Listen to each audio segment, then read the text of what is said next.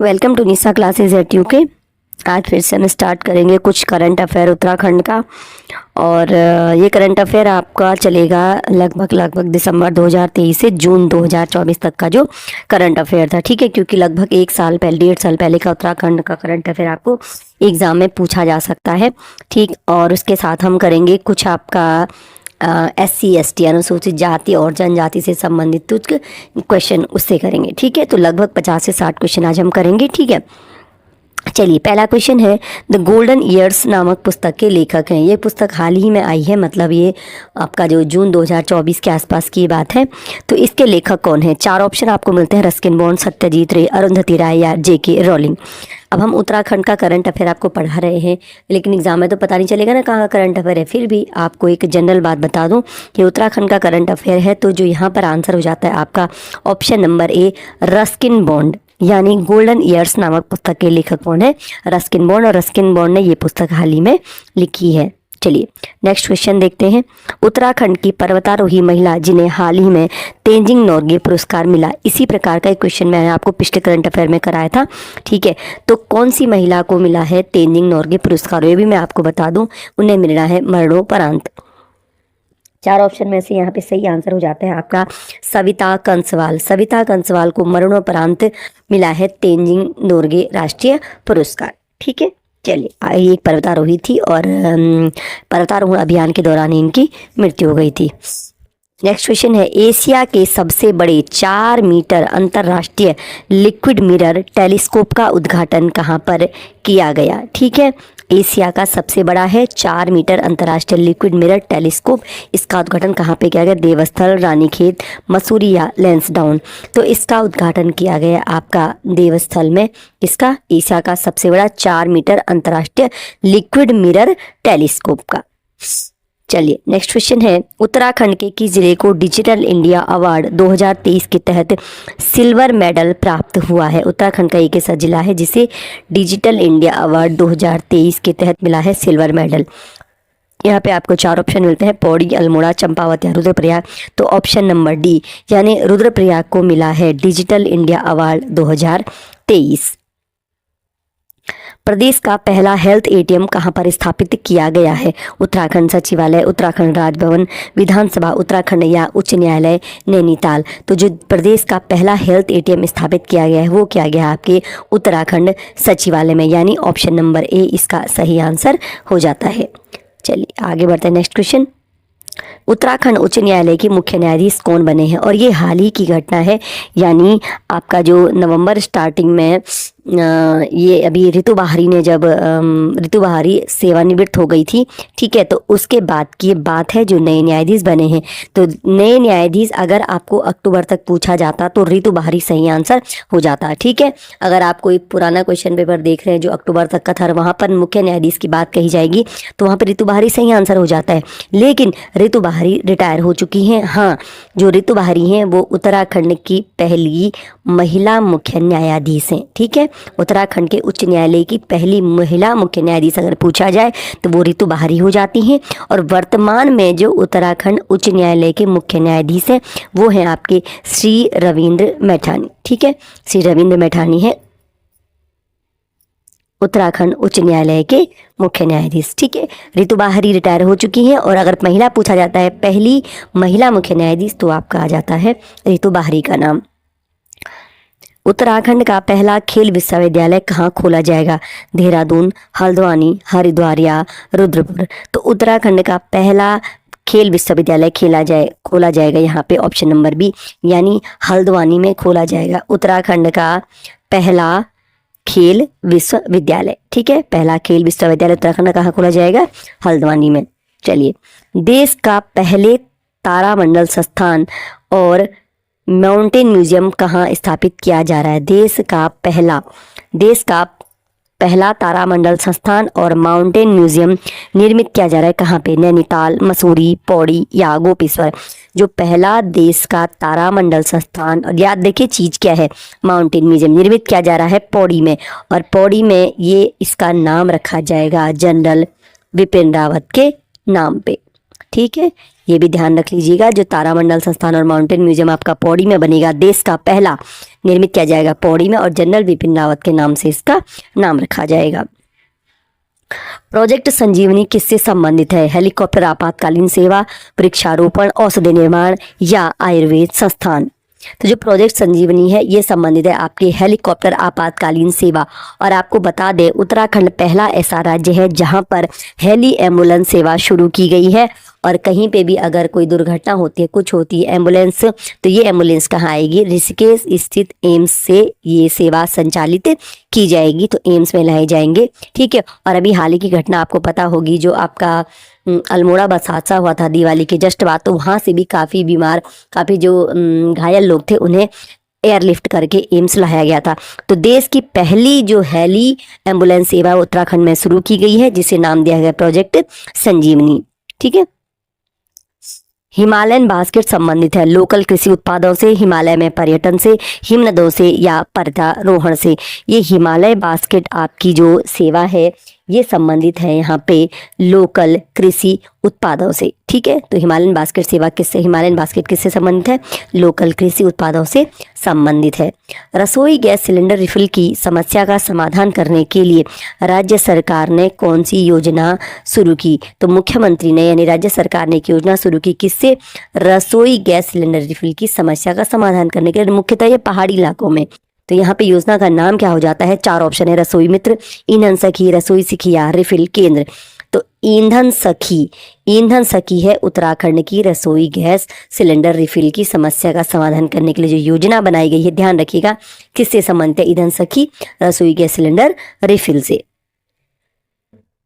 वर्ष 2024 में उत्तराखंड का प्रतिनिधित्व करने वाली गणतंत्र दिवस परेड की झांकी का थीम क्या था? 2024 में उत्तराखंड से जो परेड गई थी गणतंत्र दिवस में, वो जो झांकी थी उस झांकी का थीम क्या था? नया उत्तराखंड, प्यारा उत्तराखंड, विकसित उत्तराखंड या महान उत्तराखंड। तो इस झांकी का थीम था आपका विकसित उत्तराखंड। याद रख लीजिएगा चीज़ों को, अब बिल्कुल भी टाइम नहीं एग्जाम के लिए। पीएम जनमन अभियान किससे संबंधित है? राष्ट्रभक्ति, जनजाति आदिवासी, राष्ट्रगान के गायन से और मन की आवाज़ कार्यक्रम से।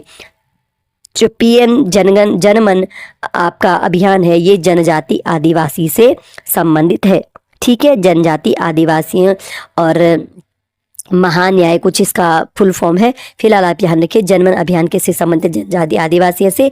और उत्तराखंड में भी प्रधानमंत्री की इस योजना का कार्यक्रम किया गया, इसलिए यहाँ पर एक क्वेश्चन मैंने आपके लिए पूछा है। तो पीएम जनमन अभियान संबंधित है जनजाति आदिवासी से। देश की पहली हिमालयी एयर सफारी जायरोकॉप्टर एडवेंचर की शुरुआत किस राज्य से की गई? हिमालयी एयर सफारी यानी जायरो, और ये जो हिमालयी एयर सफारी है किससे हुई है? जायरोकॉप्टर से। तो इसे क्या कह सकते हैं? जायरोकॉप्टर एडवेंचर भी कहा जा सकता है। तो पहली बार जायरोकॉप्टर से जो एयर सफारी शुरू की गई है वो की गई है आपके किस राज्य से? उत्तराखंड राज्य से। 4 ऑप्शन मैंने आपको, चारों के 4 हिमालयी राज्य है, तो शुरुआत की गई उत्तराखंड से पहली हिमालयी एयर सफारी यानी जायरोकॉप्टर एडवेंचर। जो ये सफारी की जाएगी जायरोकॉप्टर से की जाएगी। उत्तराखंड के किस जिले में एक यूनिटी मॉल स्थापित किया जाएगा? देहरादून, हरिद्वार, उधम सिंह नगर या नैनीताल। तो जो आपका जो जिला आएगा यहाँ पे ये आएगा हरिद्वार। हरिद्वार के ज्वालापुर में एक यूनिटी मॉल स्थापित किया जाएगा और यहाँ पर देश के हर राज्य की एक एक दुकान होगी। कहाँ पे? हरिद्वार के ज्वालापुर में क्या बनेगा? एक यूनिटी मॉल। तो 15 क्वेश्चन मैंने आज आपको करंट अफेयर के करवाए और कुछ क्वेश्चन मैं आपको करवा देती हूँ आज अनुसूचित जनजातियों से संबंधित। इसके बाद एक और क्लास हमारी उत्तराखंड के करंट अफेयर की आएगी और बाकी हम कोशिश करेंगे 4 दिन आपके पास है, आपका ट्यूसडे, वेडनेसडे, थर्सडे, फ्राइडे। ठीक है, तो एक दिन आपको उत्तराखंड हिस्ट्री से संबंधित 100 से 150 क्वेश्चन कराए जाएंगे और एक दिन आपकी करंट अफेयर की, और करंट अफेयर में कौन क्या है इससे संबंधित आपकी क्लास होगी।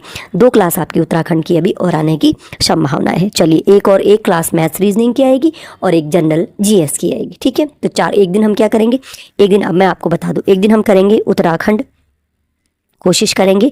एक दिन हम आपका करेंगे मैथ्स प्लस रीजनिंग, ठीक है, और एक दिन हमने करना है आपका जीएस। तो 4 दिन, 3 दिन, और एक दिन आपका जो भी होगा total current affair, whole current affair 4 दिन में आपका कोशिश करेंगे करवाने की। चलिए अब करेंगे हम एससी और एसटी से संबंधित कुछ क्वेश्चन आपके एससी एसटी के। किस जिले में अनुसूचित जनजातियों की संख्या सर्वाधिक है? नैनीताल, अल्मोड़ा, उधम सिंह नगर या चंपावत। बात हो रही है अनुसूचित जनजातियों की। ध्यान रखना है जनजातियां पूछी गई हैं अनुसूचित जातियां पूछी गई हैं। नैनीताल, अल्मोड़ा, उधम सिंह नगर या चंपावत। तो सर्वाधिक आपकी जो अनुसूचित जनजातियां होती हैं वो है आपकी उधम सिंह नगर जिले में। तो ऑप्शन नंबर सी यहाँ पे सही आंसर हो जाता है। राज्य में किस जनजाति की जनसंख्या सर्वाधिक है? तो सर्वाधिक जनसंख्या वाली जनजाति जो है वो है हमारी, आगे बढ़ते हैं हम यहाँ पे, थारू जनजाति की जनसंख्या यहाँ पे सर्वाधिक है। और अगर एक चीज़ मैं आपको बता दूं, एक और क्वेश्चन एग्जाम में पूछ लिया जा सकता है कि क्रम लगाने के लिए कि सबसे अधिक जो है वह जनजाति कौन सी है और सबसे कम कौन सी है। तो मैं आपको बता दूं, थारू के बाद आता आपका जौनसारी के बाद आपका आएगा बोक्सा, फिर आएगा आपका भोटिया और उसके बाद आपका आएगा राजी। तो सबसे कम की बात पूछी जाए तो सबसे कम जनसंख्या आपकी राजी जनजाति की होती है, सबसे अधिक थारू के बाद दूसरे नंबर पे आता है जौनसारी, तीसरे पे आपका बोक्सा और चौथे नंबर पे आपकी भोटिया जनजाति की जनसंख्या आ जाती है। तो इस को भी जरूर याद रख लीजिएगा, हो सकता है आपके एग्जाम में क्रम लगाने को आ जाए। चलिए नेक्स्ट क्वेश्चन है, राजी लोग अधिकांशतः निवास करते हैं। राजी जनजाति कहाँ निवास करती? देहरादून, पिथौरागढ़, चमोली या उत्तरकाशी में। तो आपकी राजी जनजाति निवास करती है पिथौरागढ़ जिले में। चलिए अधिकांशतः किस जनजाति द्वारा ऋतु प्रवास किया जाता है? थारू, बोक्सा, भोटिया या राजी। तो भोटिया जनजाति द्वारा क्या किया जाता है? ऋतु प्रवास किया जाता है, यानी ये शीतकाल में अन्य आपके मैदानी क्षेत्रों की ओर आते हैं और ग्रीष्म काल में ये क्या पहाड़ी क्षेत्रों की ओर, पर्वतीय क्षेत्रों की ओर जाते हैं। एक और जानकारी मैं आपको दे दूं, इनके जो हो सकता है क्वेश्चन बाद में आ जाए, चलिए जब क्वेश्चन आ जाएगा तब देखेंगे तो मैं आपको बता दूंगी। उत्तराखंड राज्य की विधानसभा में अनुसूचित जाति के लिए कितने सीटें आरक्षित हैं? कल भी मैंने आपको शायद एक क्वेश्चन कराया था, एससी के लिए सीटें आरक्षित हैं 13। ठीक है, कौन सी जनजाति भूम्याल देवता की पूजा करती है? थारू, बोक्सा, जाड़ या भोटिया। तो भूम्याल देवता की पूजा करती है आपकी भोटिया जनजाति, ये करती है भूम्याल देवता की पूजा। और इनके विषय में एक जो आपको बताना चाह रही थी, मैं बता ही दूँ आपको, ये जो भोटिया जनजाति है इनका जो ग्रीष्मकालीन आवास है, मैंने बताया नहीं ऋतु प्रवास करते नहीं, ग्रीष्मकाल में इनका क्षेत्र बदल जाता है, शीतकाल में मतलब, तो ग्रीष्मकालीन आवास इनका कहलाता है मैत। ये क्वेश्चन आपका अपर पीसीएस में पूछा गया था और काफ़ी लोग कंफ्यूज भी थे। और शीतकालीन आवास जो है भोटिया जनजाति का वो कहलाता है गुंडा या आपका मुंसा। ठीक है, तो ग्रीष्मकालीन आवास हो जाता है इनका मैत और शीतकालीन आवास कहलाता है गुंडा या मुंसा। इस चीज़ को भी आप याद रख लीजिएगा। भोटिया जनजाति में कंडाली उत्सव मनाया जाता है, पहले तो आप याद रखना ये कंडाली उत्सव किसमें मनाया जाता है? भोटिया जनजाति में। कितने वर्ष बाद मनाया जाता है? भोटिया जनजाति में जो कंडाली उत्सव मनाया जाता है प्रत्येक 12 वर्ष बाद कंडाली उत्सव मनाया जाता है। बहुत ऐसा लग रहा है मुझे सुपर फास्ट करना पड़ेगा, इसलिए कई बार ऐसा लगता है कि हमारा जो है टंग स्लिप हो रही है। निम्नलिखित में से कौन उत्तराखंड में नहीं मिलते हैं? थारू, भील, बुक्सा या जौनसारी। इतना तो सभी लोग जानते होंगे कि थारू, बुक्सा, जौनसारी उत्तराखंड जनजातियां हैं, लेकिन भील उत्तराखंड में नहीं मिलती है। निम्नलिखित में से कौन बुक्सा जनजाति के या का त्योहार है? एक से अधिक भी हो सकते हैं, एक भी हो सकता है। होंगर, डेलिया, गोटरे। तो ये तीनों, यानी यहाँ पर ऑप्शन नंबर डी सही आंसर हो जाता है। ये सभी होंगड़, गोटरे, डेलिया, ये सभी किसके त्योहार हैं? आपके बोक्सा जनजाति के त्योहार हैं। मौन मेला आयोजित होता है चमोली, उत्तरकाशी, जौनसार या रानीखेत। तो मौन मेला आयोजित होता है जौनसार में और ये इस मेले में क्या किया जाता है? मछली पकड़ी जाती है। ठीक है, मछली पकड़ी जाती है तालाब से दवाई डाल करके। तो यहाँ पे मछली पकड़ने का मेला होता है मौन मेला। कहाँ आयोजित होगा? आपके जौनसार क्षेत्र में। तुबेरा, बाजू, तिमली किस जनजाति के लोकगीत हैं? थारू, बुक्सा, राजिया, भोटिया। तुबेरा, बाजू, तिमली जो हैं ये जनजाति के गीत हैं आपके, भोटिया जनजाति के गीत हैं। क्या है आपके ये? तुबेरा, बाजू और तिमली। कारक और मकारा संक्रांति किनके प्रमुख त्योहार है? कारक और मकारा संक्रांति। तो सही आंसर यहाँ पे हो जाता है राजी जनजाति मनाती है जिन त्योहारों को, उनका नाम क्या है? कारक और मकारा संक्रांति। कौन मनाएगी? राजी जनजाति। निम्न में से किस त्योहार में थारू लोग खिचड़ी नृत्य करते हैं? तो एक बात तो यहाँ पे पता चल गई, खिचड़ी नृत्य कौन करता है? थारू जनजाति करती है। अब वो किस त्योहार में करते हैं? तो थारू जनजाति आपका होली के अवसर पर क्या करती है? खिचड़ी नृत्य करती है। थारू लोग खिचड़ी नृत्य कब करते हैं? होली के अवसर पे। खुमरी नामक राजनीतिक संस्था किस जनजाति में पाई जाती है? जौनसारी में, बोक्सा में, भोटिया में या थारू में? तो खुमरी नामक राजनीतिक संस्था आपके पाई जाती है जौनसारी जनजाति में। ऑप्शन नंबर ए यहाँ पे सही आंसर हो जाता है। लौसर एवं सूरगेन किसके प्रमुख त्योहार है? जाड़, जौनसारी, राजी या थारू? लौसर एवं सूरगेन प्रमुख त्योहार आपके हो जाते हैं जाड़ के। ठीक है, लौसर एवं सूरगेन किसके प्रमुख त्योहार हैं? आपके जाड़ के। ठीक है, और जाड़ क्या है? ये भोटिया की ही एक वो है, उपजाति है। ठीक, तो इनके लौसर एवं सूरगेन क्या है? जो जाड़ के प्रमुख त्योहार हैं। रौतुड़ा किस जनजाति के लोगों के आवास है? जौनसारी, भोटिया, राजिया, बोक्सा? तो किस जनजाति के लोगों के आवास है रौतुड़ा?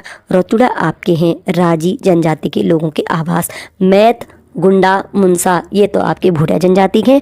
रौतुड़ा आवास है आपका राजी जनजाति का। बजहर किस जनजाति द्वारा मनाया जाने वाला त्योहार है? त्योहार का नाम है बजहर। भोटिया, थारू, राजिया, जौनसारी? तो आपका बजहर नामक त्योहार मनाया जाता है थारू जनजाति के द्वारा, बजहर नामक त्योहार। निम्न में से किसके बलिदान दिवस पर प्रत्येक वर्ष 3 मई को चौलीथात में मेला लगता है? पंडित शिवराम, गुलाब सिंह, देविका चौहान, वीर केसरी चंद? तो प्रत्येक वर्ष 3 मई को चौलीथात, ये आपका चक्राता के पास पड़ता है जौनसार क्षेत्र में। तो 3 मई को चौलीथात में मेला लगता है आपके वीर केसरी चंद के शहीद दिवस पर। ठीक है, वीर केसरी चंद की बलिदान दिवस पे। उत्तराखंड की किस जनजाति के लोग बागनाथ नामक देवता की पूजा करते हैं? जौनसारी, थारू, बुक्सा या राजी? तो बागनाथ की पूजा करते हैं आपका राजी जनजाति। राजी जनजाति क्या करती है? बागनाथ की पूजा करती है। 2011 की जनगणना के अनुसार राज्य की जनसंख्या में अनुसूचित जाति का प्रतिशत कितना है?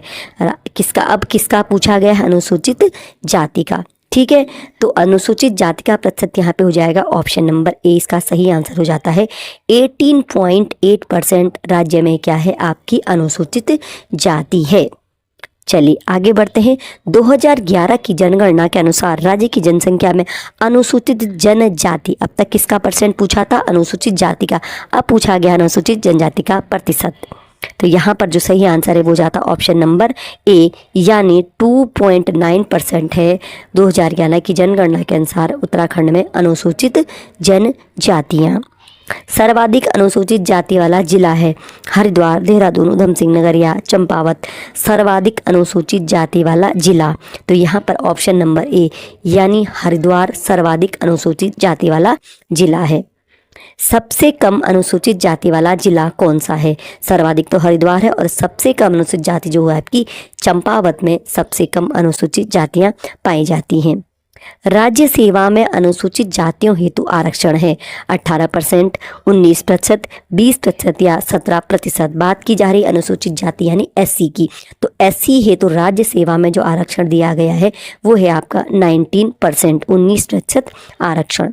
जौनसारी स्वयं को मानते हैं पांडवों का वंशज, यादवों का वंशज, वैष्णव या बौद्ध?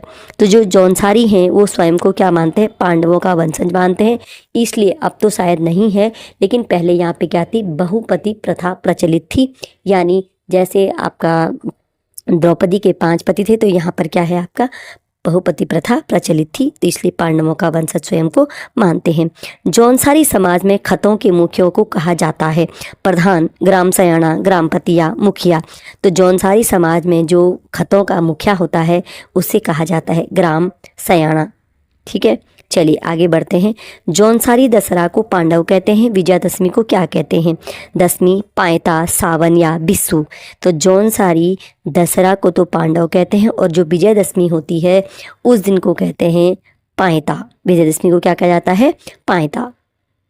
बुक्सा लोगों की सबसे बड़ी देवी है नंदा देवी, चंडिका देवी, चौमुंडा देवी या चंडी देवी? तो बुक्सा लोगों की सबसे बड़ी देवी है आपकी चौमुंडा देवी, और ये कहाँ पे आपके? काशीपुर में। तो बुक्सा लोगों की सबसे बड़ी देवी चौमुंडा देवी कहाँ पर है? काशीपुर में। सांग जांगी व पिंठा संस्कार होते हैं राजी में, जौनसारी में, भूटिया में या थारू में? तो सांग जांगी और पिंठा संस्कार आपके होते हैं राजी जनजाति में, और ये होते हैं इनके विवाह पूर्व के संस्कार। विवाह पूर्व के 2 संस्कार हैं, सांग जांगी व पिंठा, और ये होते हैं आपके राजी जनजाति में। और आज का अंतिम क्वेश्चन है, थारू में दोनों पक्षों में विवाह तय होने को क्या कहते हैं? अपना पराया, पक्की पौड़ी, रोका या टीका। तो थारू पक्ष में दोनों पक्षों में विवाह तय होने को कहते हैं पक्की पौड़ी, और जो अपना पराया है इसे कहा जाता है सगाई को कहा जाता है अपना पराया, और पक्की पौड़ी कहा जाता है विवाह तय होने को। तो आज हमने 40 से 45 क्वेश्चन करे, बहुत ज़्यादा नहीं करे हैं। तो हम कल क्या करेंगे आपके लिए, इसके बाद करंट अफेयर और कुछ करंट अफेयर, ये हम करंट अफेयर करेंगे आपके जून के बाद, यानी जुलाई से लेकर के और अक्टूबर नवंबर तक के करंट अफेयर, प्लस हम क्या करेंगे आपको ये आपका जितना भी इम्पोर्टेंट जानकारी होगी उत्तराखंड की, कम से कम मैं आपको 2 क्लासेस और करवाने की कोशिश करूँगी। चलिए मिलते हैं आपसे नेक्स्ट वीडियो में।